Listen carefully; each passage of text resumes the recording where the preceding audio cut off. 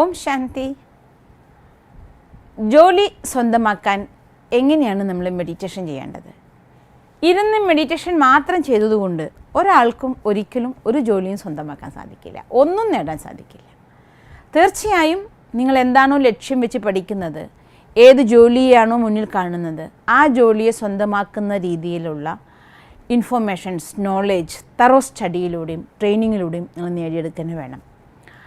എല്ലാം പഠിച്ചിട്ടും ഒരുപാട് training attend ചെയ്തിട്ടും സമയത്ത് വേണ്ട രീതിയിൽ പ്രസൻറ്റ് ചെയ്യാൻ പറ്റാതിരിക്കുക, കാര്യങ്ങളെ മറന്നു പോവുക, പേടിച്ചിട്ട് ടെൻഷൻ അടിച്ചിട്ട് നമ്മളുടെ എത്ര എഫിഷ്യൻസി ഉണ്ടോ ഉള്ള എഫിഷ്യൻസി പൂർണ്ണമായി പ്രകടിപ്പിക്കാൻ പറ്റാതെ വരിക, ഇങ്ങനെ ഒരുപാട് നമുക്ക് എന്തൊക്കെ നഷ്ടങ്ങൾ ഉണ്ടാകുന്നോ അവിടെയാണ് നമുക്ക് മെഡിറ്റേഷൻ ഉപയോഗിക്കുക. ആദ്യത്തെ പടി നിങ്ങൾ നന്നായി പഠിക്കുക തന്നെ വേണം, ട്രെയിനിങ് അറ്റൻഡ് ചെയ്യണം. രണ്ടാമത്തെ, നമ്മൾ പഠിച്ചു നേടിയ കാര്യങ്ങൾ ട്രെയിനിങ്ങിലൂടെ സ്വന്തമാക്കിയ കാര്യങ്ങളെ പ്രകടിപ്പിക്കുന്ന സമയത്ത് അതിനെ പെർഫെക്റ്റായി ചെയ്യാൻ നമുക്ക് മെഡിറ്റേഷൻ നമ്മളെ സഹായിക്കും. മാത്രമല്ല, നന്നായി മെഡിറ്റേഷൻ ചെയ്യുന്ന സമയത്ത് അതിലൂടെ നമ്മുടെ ജീവിതത്തിൽ എപ്പോഴൊക്കെ എവിടെയൊക്കെ പഠിച്ചോ ഇൻഫർമേഷൻ കളക്ട് ചെയ്ത് വെച്ചിട്ടുണ്ടോ അതൊക്കെ ആ സമയത്ത് അറിയാതെ ഓർമ്മയിലേക്ക് ഒഴുകിയെത്താൻ. ഇനി നമ്മൾ പഠിക്കേണ്ടത് ഒരു വാസ്റ്റായ ഏരിയയിലുള്ള നോളേജാണ്. അപ്പോൾ അത്രയും അറിവിനെ ആഴത്തിൽ സാഗരം പോലെ പരന്നു കിടക്കുന്നൊരു ജ്ഞാനം, ആ അറിവ്, അതിൽ നിന്ന് എന്താ സെലക്ട് ചെയ്ത് പഠിക്കേണ്ടത് അത് നമുക്കൊരു ഐഡിയ ഉണ്ടാവില്ല. ചില സമയത്ത് നമുക്കൊരു ഉൾവിളി കിട്ടും, ഇന്നെ പോർഷൻ പഠിക്കാൻ നമുക്കൊരു ശക്തമായ തോന്നലുണ്ടാവും. അപ്പോൾ ആ തോന്നലനുസരിച്ച് നമ്മൾ ആ പുസ്തകം എടുത്ത് അല്ലെങ്കിൽ ആ ഭാഗങ്ങളെ റെഫർ ചെയ്യുമ്പോൾ അത് തന്നെ പരീക്ഷയ്ക്ക് വരും ചെയ്യും.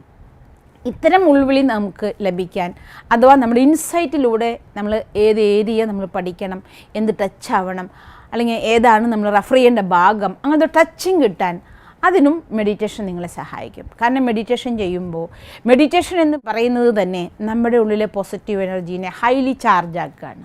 അപ്പോൾ ആ മെഡിറ്റേഷൻ ചെയ്തുകൊണ്ട് നമ്മുടെ ഉള്ളിലെ പോസിറ്റീവ് എനർജി ഹൈലി ചാർജായി കഴിയുമ്പോൾ ആ പോസിറ്റീവ് എനർജിയുടെ ചാർജ് കാരണം തന്നെ പോസിറ്റിവിറ്റിയിലേക്ക്, നമ്മുടെ സക്സസ്സിലേക്ക് പോകുന്ന രീതിയിൽ നമ്മുടെ കർമ്മങ്ങളെ ഒരു ശക്തമായ ഉൾപ്രേരണ, ഒരു ഇൻസൈറ്റ് എന്ന പോലെ, ഒരു ഇൻഡ്യൂഷൻ എന്ന പോലെ അത് ചെയ്തേ മതിയാവൂ, ഇതാണ് ഞാൻ ചെയ്യേണ്ടത്, ശക്തമായ ഒരു പ്രേരണ നമുക്ക് ലഭിക്കും. അത് നമ്മുടെ ഉള്ളിലുള്ള പോസിറ്റിവിറ്റിയുടെ ലക്ഷണമാണ്, അഥവാ ഈശ്വരൻ്റെ ഒരു ടച്ചിങ് ആണ്. അപ്പം മെഡിറ്റേഷനിൽ ഈശ്വരനുമായി നമുക്ക് ആ ടച്ചിങ് ഉണ്ടാവുമ്പോൾ ഇത്തരം സഹായങ്ങളൊക്കെ നമുക്ക് അനുഭവമാകും.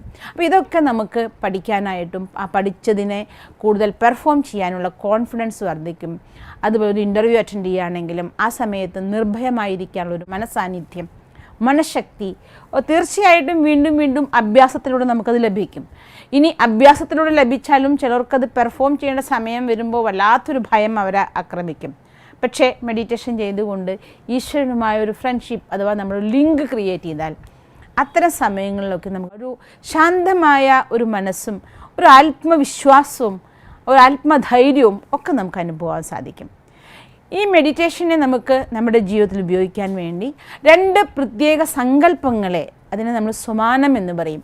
ആ സ്വമാനത്തിന് നിങ്ങൾ പ്രാക്ടീസ് ചെയ്യുമ്പോൾ, അതിനുശേഷം മെഡിറ്റേഷൻ പ്രാക്ടീസ് ചെയ്യുമ്പോൾ ആ മെഡിറ്റേഷനിലൂടെ നമുക്ക് ആ നേടാൻ പോകുന്ന കാര്യത്തിന് ഈസി ആയിട്ട് സ്വന്തമാക്കാൻ സാധിക്കും. ശരിക്കും സ്വമാനം എന്ന് വെച്ചാൽ എന്താ അർത്ഥം? നമ്മളുടെ കഴിവിനെ, സ്വാഭിമാനത്തിനെ, സെൽഫ് എസ്റ്റീമിനെ ഉണർത്തുന്ന രീതിയിലുള്ള സങ്കല്പങ്ങൾ, അതിനെയാണ് സ്വമാനം എന്ന് ബ്രഹ്മകുമാരിസിൽ നമുക്ക് പഠിപ്പിച്ചു തരുന്നത്. അപ്പോൾ ഈ സെൽഫ് എസ്റ്റീം ചാർജ് ചെയ്യുന്ന രണ്ട് തോട്ടാണ് നമ്മൾ ചെയ്യേണ്ടത്. ഒന്ന്, ഞാൻ മാസ്റ്റർ സർവശക്തിവാനാകുന്നു. രണ്ടാമത്തത്, സഫലതാമൂർത്തിയാകുന്നു. എപ്പോഴാണോ ഞാൻ മാസ്റ്റർ സർവശക്തിവാൻ എന്ന തോട്ട് നിങ്ങൾ ക്രിയേറ്റ് ചെയ്യുന്നത്, അപ്പം നമ്മുടെ ഉള്ളിൽ എന്തെല്ലാം ശക്തികളുണ്ടോ ആ ശക്തികളൊക്കെ ആക്ടിവേറ്റ് ചെയ്യപ്പെടും. നിങ്ങൾ ആ ഒരു തോട്ട് നിങ്ങളുടെ ഉള്ളിൽ നിന്ന് വിശ്വസിച്ചുകൊണ്ട് സർവശക്തിവാൻ്റെ കുട്ടിയായ ഞാൻ മാസ്റ്റർ സർവശക്തിവാനാണ് എന്ന് സ്ട്രോങ് ആയ ഒരു തോട്ട് ക്രിയേറ്റ് ചെയ്യുമ്പോൾ അത് നമ്മുടെ ഉള്ളിൽ ടോട്ടലി ഒരു ഹൈ എനർജി പ്രൊഡ്യൂസ് ചെയ്യും. ആ എനർജി നമ്മുടെ ഉള്ളിൽ സഞ്ചരിക്കും. അത് നമ്മുടെ ഉള്ളിൽ ഉറങ്ങിക്കിടക്കുന്ന എല്ലാ ശക്തികളെയും ആക്ടിവേറ്റ് ചെയ്യും. ഇനി ഉണർന്ന ശക്തികളെ കർമ്മത്തിൽ കൊണ്ടുവരുന്നതാണ് രണ്ടാമത്തെ തോട്ട്, ഞാൻ സഫലതാമൂർത്തിയാകുന്നു. അപ്പോൾ കർമ്മത്തിലേക്ക് നമ്മൾ ഉണർത്തിയ ശക്തികൾ എന്താണോ ആ ശക്തികൾ അതിനെ കർമ്മത്തിലേക്ക് കൊണ്ടുവന്നു. അതായത് ആ കർമ്മത്തിൽ ഉപയോഗിച്ച് നിങ്ങളത് നേടിയെടുത്തു. അതാണ് നമ്മുടെ രണ്ടാമത്തെ തോട്ട്, ഞാൻ സഫലതാമൂർത്തിയാകുന്നു. ഇത് ഉപയോഗിക്കേണ്ട സമയമുണ്ട്. അതിരാവിലെ ഉണർന്ന ആദ്യം ക്രിയേറ്റ് ചെയ്യേണ്ട തോട്ടാണിത്. മെഡിറ്റേഷൻ ഇരിക്കുന്നതിനേക്കാൾ മുന്നേ ആദ്യം നിങ്ങൾ 7 പ്രാവശ്യം ഈ 2 തോട്ടും സ്ലോലി സ്വീകരിച്ചുകൊണ്ട് മനസ്സ് സ്വീകരിച്ച് ആവർത്തിച്ച് 7 പ്രാവശ്യം പറയണം. ഞാൻ മാസ്റ്റർ സർവശക്തിവാൻ ആത്മാവാകുന്നു, സഫലതാമൂർത്തിയാകുന്നു. ഇങ്ങനെ ഈ 2 തോട്ടും 7 പ്രാവശ്യം ആവർത്തിച്ച് പറഞ്ഞതിന് ശേഷം 1 മണിക്കൂർ പവർഫുള്ളായി മെഡിറ്റേഷൻ ചെയ്യണം. അപ്പം നിങ്ങൾ ആദ്യം 7 പ്രാവശ്യം ഈ സങ്കല്പം ക്രിയേറ്റ് ചെയ്തു, ആ സങ്കല്പത്തിനെ സ്ട്രോങ് ആക്കി. പിന്നെ 1 മണിക്കൂർ നിങ്ങൾ സ്ട്രോങ് ആയി മെഡിറ്റേറ്റ് ചെയ്യുമ്പോൾ നിങ്ങൾ ചെയ്യുന്ന മെഡിറ്റേഷൻ്റെ ശക്തി ഈ സങ്കല്പത്തിലേക്ക് ആവാഹിക്കപ്പെടും. ഈ സങ്കല്പത്തിന് പവർഫുള്ളായ എനർജി കിട്ടും. അതിനുശേഷം നിങ്ങൾ നിങ്ങളുടെ കർമ്മം ചെയ്യുമ്പോൾ, പഠിക്കുകയാണെങ്കിലും അല്ലെങ്കിൽ ഇൻ്റർവ്യൂ ചെയ്യുകയാണെങ്കിലും അല്ലെങ്കിൽ എക്സാമിന് പോവുകയാണെങ്കിലും ഒക്കെ നമ്മൾ പഠിച്ച കാര്യങ്ങളെ നമുക്ക് ഓർമ്മിക്കാൻ സാധിക്കും. ഇരുന്ന് പഠിക്കുകയാണെങ്കിൽ നേരത്തെ നമ്മൾ പറഞ്ഞ പോലെ ആ പരീക്ഷയ്ക്ക് വരാനിരിക്കുന്ന ഭാഗങ്ങൾ അറിയാതെ നമ്മൾ അതായിരിക്കും റെഫർ ചെയ്യുക, അതായിരിക്കും പഠിക്കുക. നമുക്ക് തോന്നും ഇന്ന ലെസൺ നമുക്ക് വായിക്കാം, അല്ലെങ്കിൽ ഇന്ന പോർഷൻ എനിക്ക് വായിക്കാം, അല്ലെങ്കിൽ ഇന്നതിനെക്കുറിച്ച് ഞാൻ കുറച്ച് ആഴത്തിൽ പഠിക്കണം. ഇങ്ങനെയൊക്കെ നമ്മുടെ ഉള്ളിൽ നിന്നൊരു ടച്ചിങ് കിട്ടും. അതായത് അത് ഭഗവാന്റെ ടച്ചിങ് ആണ്.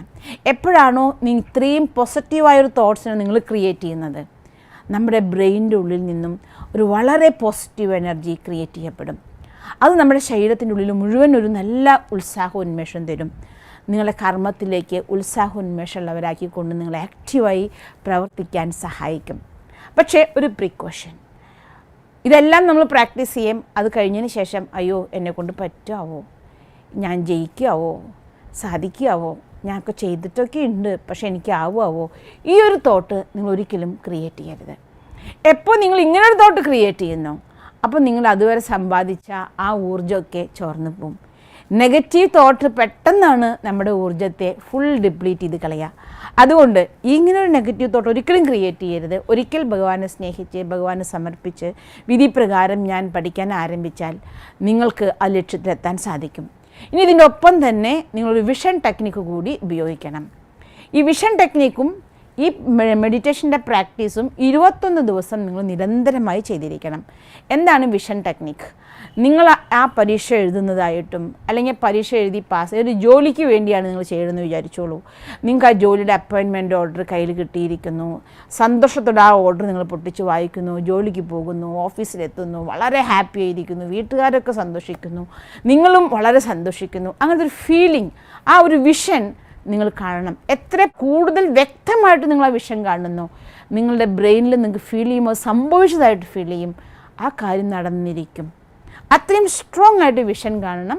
മെഡിറ്റേഷൻ ചെയ്യണം. രാവിലെ എഴുന്നേറ്റ് ആദ്യം നിങ്ങൾ സോമാനം പ്രാക്ടീസ് ചെയ്യണം. അത് സോമാനം 7 പ്രാവശ്യം ഞാൻ മാസ്റ്റർ സർവശക്തിവാൻ ആത്മാ സഫലതാമൂർത്തിയാകുന്നു. ഈ 2 തോട്ട്സ് അത് 7 പ്രാവശ്യം ആവർത്തിച്ച് പറഞ്ഞതിന് ശേഷം 1 അവർ പവർഫുൾ മെഡിറ്റേഷൻ, പിന്നെ വിഷൻ ടെക്നിക്ക്. ആ മെഡിറ്റേഷൻ കഴിഞ്ഞ വഴിക്ക് വിഷൻ ചെയ്യുമായിരിക്കും കൂടുതൽ നല്ലത്. ഞാൻ നിങ്ങൾ ആ കാര്യം നേടിയതായിട്ടും ആ സന്തോഷം അനുഭവം ചെയ്തുകൊണ്ട് വ്യക്തമായിട്ട് നടന്നതുപോലുള്ള ഫീലിംഗ്, അതെപ്പോൾ ഓർമ്മ വരുമ്പോഴും അത് കിട്ടുമെന്നുള്ള ഭയമല്ല, മറിച്ച് കിട്ടിക്കഴിഞ്ഞ് ആനന്ദം അനുഭവിച്ചുകൊണ്ട് നിങ്ങൾ മുന്നോട്ട് പോകൂ. തീർച്ചയായും നിങ്ങൾക്ക് എത്ര ടഫായൊരു എക്സാം ആണെങ്കിലും എത്ര വലിയ പ്രതിയോഗിയാണെങ്കിലും അവരെ നിങ്ങൾക്ക് തോൽപ്പിക്കാനും നിങ്ങൾക്ക് ആ വിജയത്തിൽ എത്തിച്ചേരാനും സാധിക്കും. ഈ ടെക്നിക്ക് 21 ദിവസം പ്രയത്നിച്ചുകൊണ്ട് നിങ്ങൾ ഭാഗ്യം നേടിയെടുക്കുക. സന്തോഷത്തോടെ ജീവിതയാത്രയെ മുന്നോട്ട് കൊണ്ടുപോകുക. ഓം ശാന്തി. ഇനി സിസ്റ്റർ ഒരു പുതിയ മെഡിറ്റേഷൻ ചാനൽ ആരംഭിച്ചിട്ടുണ്ട്. അതിൽ വിവിധ രീതിയിൽ എങ്ങനെയാണ് മെഡിറ്റേഷൻ ചെയ്യേണ്ടതെന്നുള്ള ഗൈഡഡ് മെഡിറ്റേഷൻ കമൻട്രി ഉണ്ടായിരിക്കും. കമൻട്രിയാണ് ചാനലിൽ ഉണ്ടാവുക. അതിൻ്റെ ലിങ്ക് ഇതിൻ്റെ താഴെ ഡിസ്ക്രിപ്ഷനിൽ കൊടുത്തിട്ടുണ്ട്. അതിൽ ക്ലിക്ക് ചെയ്താൽ നിങ്ങൾക്ക് അതിൽ പോയി മെഡിറ്റേഷൻ ചെയ്യാവുന്നതാണ്.